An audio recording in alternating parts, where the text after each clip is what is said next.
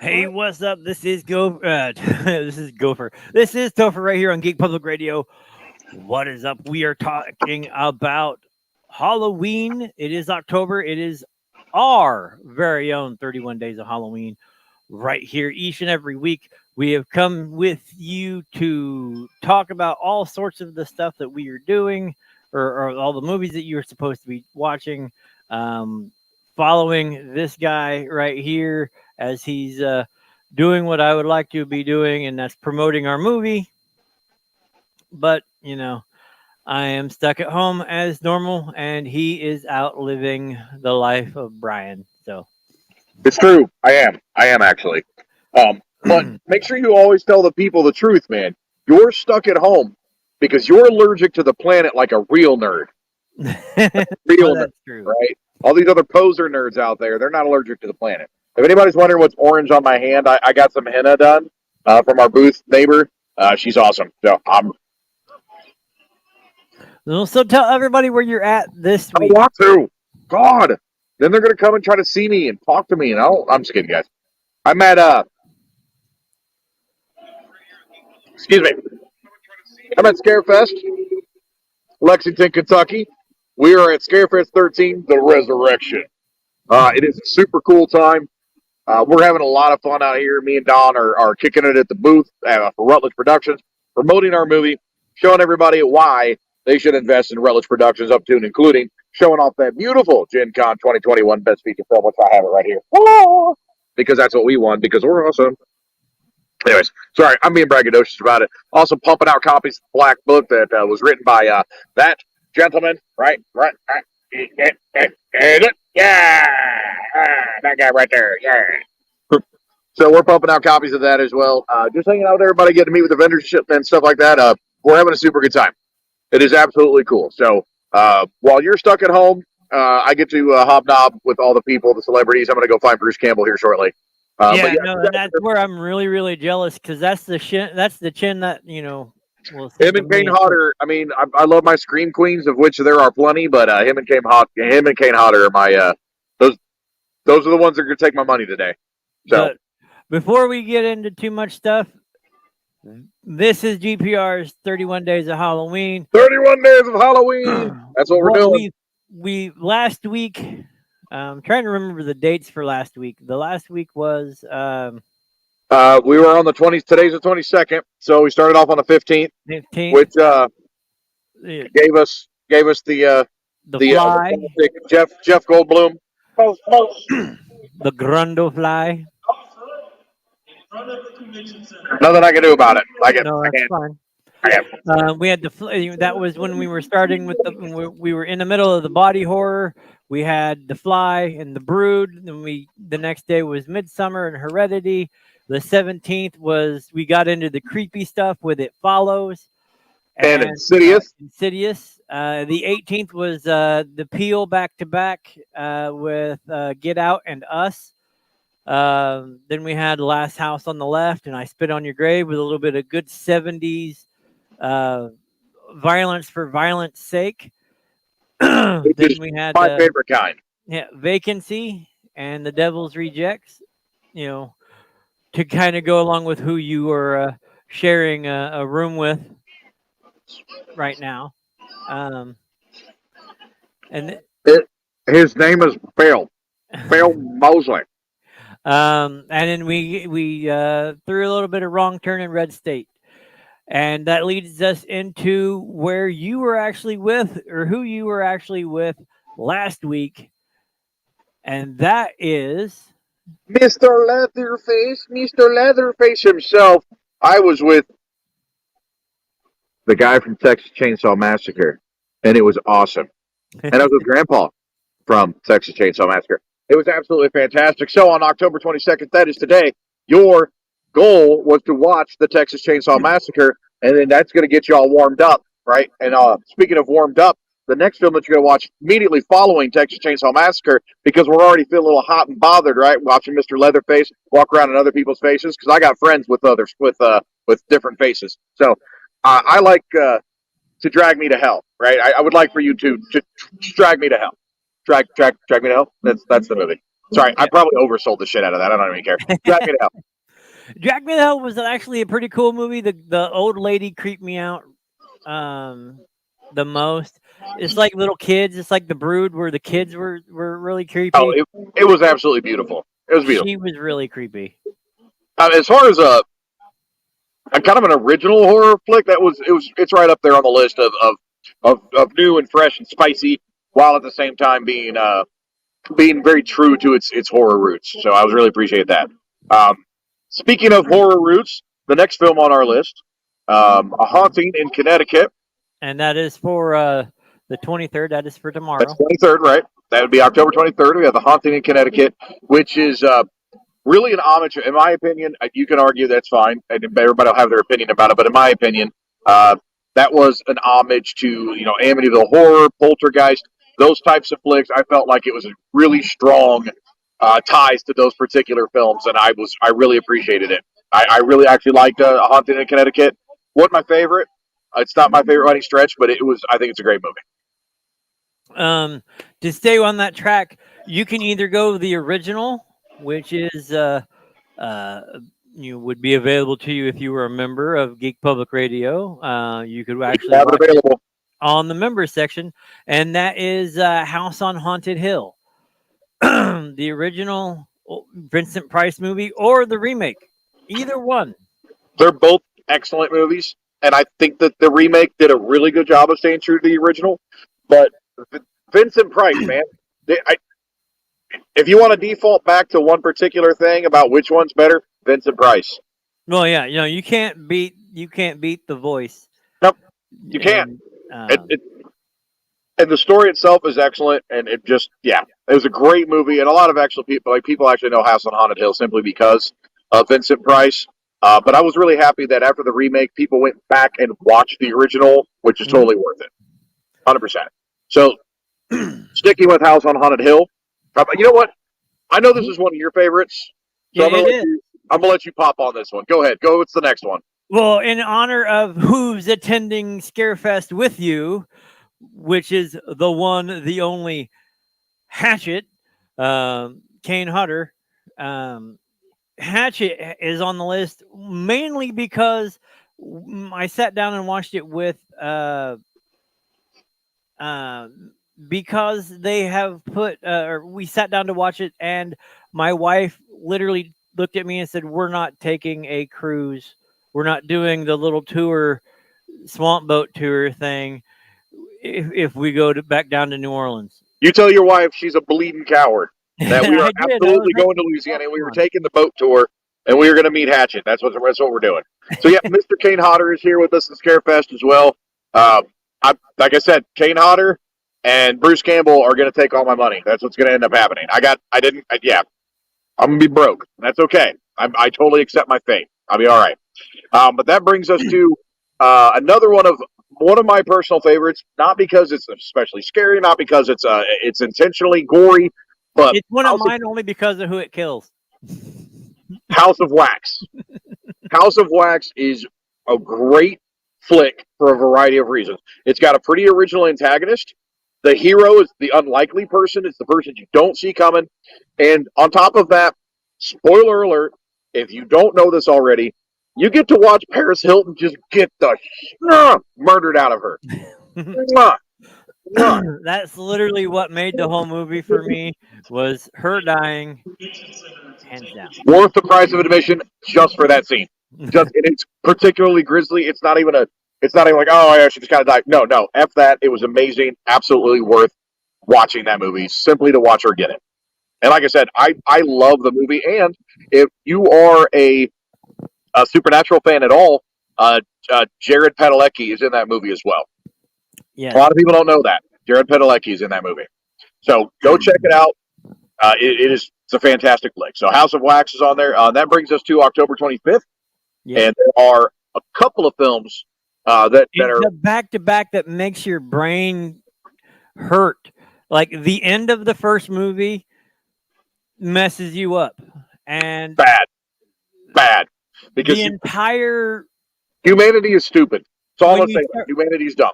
And when you start thinking about all of the stuff from as you watch the second movie, it messes with your head as well. So this is just a 25th is a day to just have your head messed with, as we start off with The Mist. Great movie. I know people are going to argue with me, but I'm particular to the Thomas Jane edition. I absolutely love the way that they did it. It was very true to the original. I felt like it captured the essence of the first iteration of it. But The Mist is an excellent movie. I love the crap out of that movie. It is worth a watch. It is a mind bending movie for sure. Yeah, like I said, and especially the ending. I'm not going to give it away, but the ending is just enough to make you go, "What?" Which brings us to another mind bender. And this is another one of my personal favorites on this list. Topher and I talked about this, and we were in complete agreement. There was no argument about this movie whatsoever. Like, we were like, no. Session 9. If you have not had a chance to see it, it's a super underrated horror movie. Session 9 encapsulates all of the great things about horror movies and proceeds to deposit it into your head in such a way that you don't realize you're being set up to be terrified. And it is so good. It is an intentionally deliberate scare fest. And at the end, it just mind blown. Mind blown. It's Right, great. and it decides to take the left turn that nobody's seen, and Yeah, a very difficult movie to figure out. it's one of those, you get to the end of it and you're like, wait a minute, what? That didn't even that didn't Get need out to of my be. head, Spoonbender. Like, that's what it is. Yeah. I love that flick for that reason alone. So, sticking with some mind fudgery.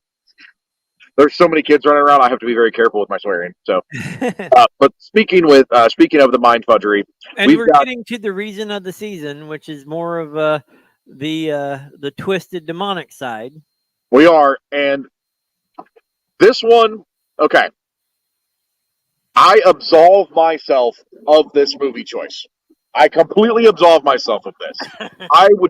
Did not want to put this on here because I effing hate this movie. I hate it. I can't stand it. So, Topher, if you want to sell the people this movie, you go right ahead. I hate this movie. I hate it. It is The Orphan. It is a decent movie for what I mean. You got to look at it when you're dealing with, like the supernatural. Based on a true story, by the way. It is based on a true story.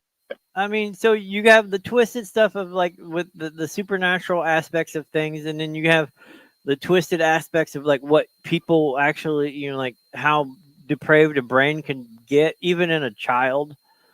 Yeah. And whatnot. Like it's like I said, it deserves to be on the thing to watch, even if some people don't really like it. I'm gonna give you the reveal. I didn't say it couldn't be better. It could be way better. I was fast losing interest while I was. I'm not trying to undersell. I'm not trying to like get people to watch it. Like, oh, what's talking about? No, I was starting to lose interest, and then that happened, and I have only ever walked out of a movie theater one time in my life, and that was it. I got up, and my girlfriend at the time, we got up, we left, we were done. I was like, nope, I'm out. I'm out. I have since watched it again just to make sure I'm not, I gave it another chance just to sit down and watch it in my own home. But thankfully, there is a redemptive movie on the second part of the 26th. That's Devil, which is so much better, so good. If you want to watch Orphan just so you can experience the heartbreak that I did, you can do it. It's on the list. Watch it. I'm gonna watch it because it's on the list. But I'm going to immediately redeem it with Devil, like just right after. Like as soon as Orphan ends, boop, Devil starts. Done. Not going to get through the credits. Devil. So make sure you guys check out Devil. Speaking of the weird child type psychology things, in the same vein as Orphan, but delivers much scarier results, much more intimidating, but much greater consequence of action. And I think that's where Devil really excels. Oh yeah. Now, Now the next one on the list, when we get into the 27th, is I personally actually have a tattoo on my leg, um, dedicated to not only one of the creepiest, funniest, uh, cutest horror things on the planet, and that is Trick or Treat with the little Sam. Little Sam. Yeah. So adorable. Until his head comes. Until I still adorable. yeah, and Sam a little is pumpkin absolutely thing. adorable, and that's why Trick or Treat rightfully deserves its place on this list. It is absolutely a phenomenal flick. And again, we get into a lot of these. If you pay attention, a lot of the movies that we're mentioning on here have an original concept and idea.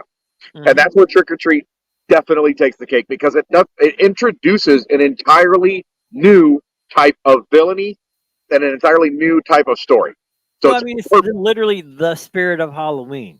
yes, like, and nobody really, to my knowledge, nobody really ever encapsulated that. Nobody ever really took that into account while they were making their movie, and they decided, hey, Sam is the perfect time to do that. Now, the second thing, because we're in the mood to celebrate horror anthologies. After all, that's what Black Book is. So you can check that out.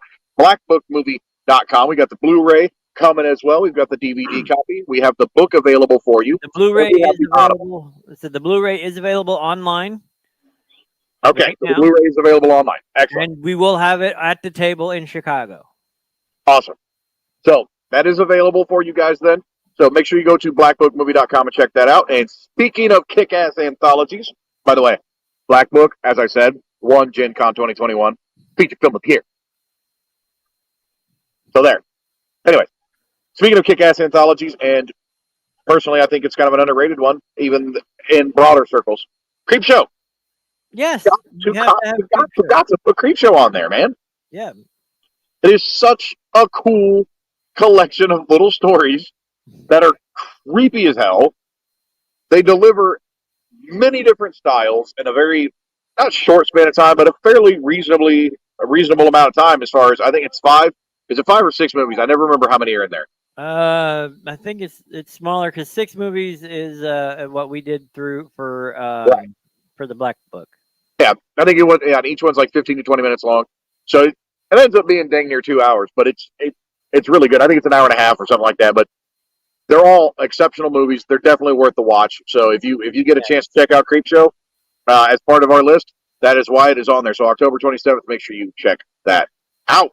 And if you happen to have Shudder and or have AMC access, they are rocking the Creep Show the series that you can. I binged to catch back up, and then I'm Full agree. Waiting on. They are fun, cheesy stories that remind me of the old show Tales from the Crypt. Yeah, and I think it's Creep Show is excellent. It deserves its spot on this list for sure. So that brings us to the 28th. The question is we got the 28th. Do we go through the 29th and the 30th and the 31st? Do we just knock out the whole list? No. Or do we wait? Okay. Absolutely not. No, we're coming up on all. No. No. Oh, sorry. Go ahead. All right. So the 28th, we kind of slide back into I mean, it's still on the line with Devil and whatnot like that, but it harkens back to some of the stuff we've already covered, theme wise. But that is The Possession, and I've seen it once. I know bad horror movie guy. So this is actually kind of a cool thing for me to get to do, since we're going through the list and watching all these kick-ass movies. Possession was one of those films that it took me by surprise. I enjoyed it the first time I saw it, but my familiarity with it is so distant at this point that I have to go rewatch the movie, which I'm not opposed to at all. I want to rewatch it, so I'm totally fine with that. Well, I mean, it's got everybody's favorite dad in it, Jeffrey Dean Morgan. Those who are fans of Supernatural were like, "Wait, what?" Well, a lot of Supernatural references on this show today. Yeah. And it's got Kira Sedgwick and a lot of good actors and actresses. Right. In it. It Sorry, is everybody wonder why I'm looking at her like I'm still at a con, guys. So I'm kind of like, my head's kind of bouncing back and forth. So I gotta. You'll just have to deal with it. You have to bear with me, guys. it's a supernatural horror film produced by Sam Raimi. Right. Definitely anything that Raimi does horror wise has that fun, has the scares, has the stuff to go with it. But It it is does. definitely Yeah, pretty much anything Sam touches is yeah. fairly good. And then you got the Unborn. So immediately following up the Possession, we have the Unborn.